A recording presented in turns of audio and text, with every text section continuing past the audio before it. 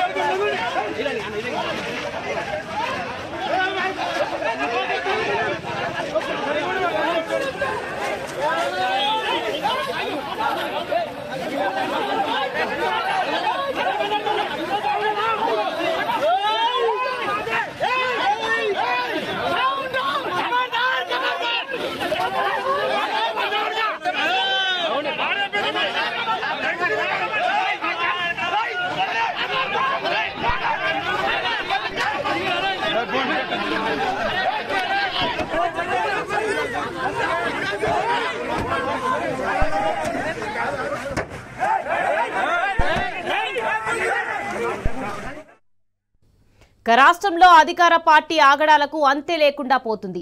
అధికార మదంతో కాంగ్రెస్ నాయకులు వీధి రౌడీల కన్నా ఘోరంగా ప్రవర్తిస్తున్నారు. ఏం చేసినా చెల్లుతుందన్న బలుపుతో ఇష్టారాజ్యంగా చెలరేగిపోతున్నారు. తాజాగా మెదక్ జిల్లా పెద్ద శంకరంపేటలో కాంగ్రెస్ గూడాలు బరి తెగించారు. నారాయణ్ ఖేడ్ మాజీ ఎమ్మెల్యే భూపాల్ రెడ్డి కారుపై దాడికి తెగబడ్డారు. మాజీ ఎంపీపీ జంగం శ్రీను ఇంటికి గుంపుగా దూసుకెళ్లిన కాంగ్రెస్ నాయకులు అదే సమయంలో అక్కడున్న భూపాల్ రెడ్డిపై దాడికి ప్రయత్నించారు. ఆయన కారుపైకి కొబ్బరి బోండాలు విసిరారు. కారును ధ్వంసం చేయడానికి ప్రయత్నించారు. అనంతరం మాజీ ఎంపీపీ శ్రీనుకు చెందిన షాప్ మీద కూడా దాడికి పాల్పడ్డారు. భూపాల్ రెడ్డిపై కాంగ్రెస్ గూండాల దాడిని నిరసిస్తూ బీఆర్ఎస్ నాయకులు కార్యకర్తలు రోడ్డుపై బైఠాయించి ఆందోళన చేపట్టారు. దాడి చేసిన వారిపై కఠిన చర్యలు తీసుకోవాలని డిమాండ్ చేశారు.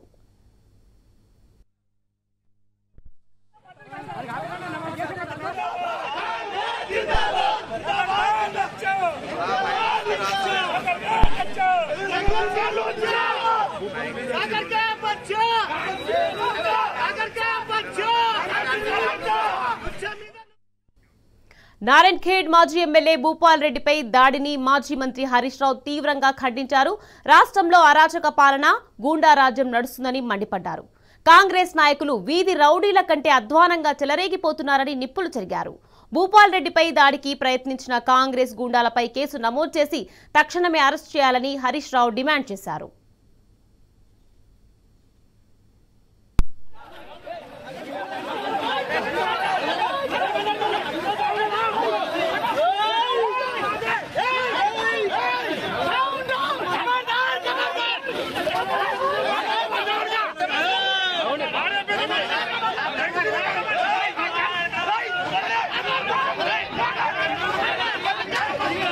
Good morning.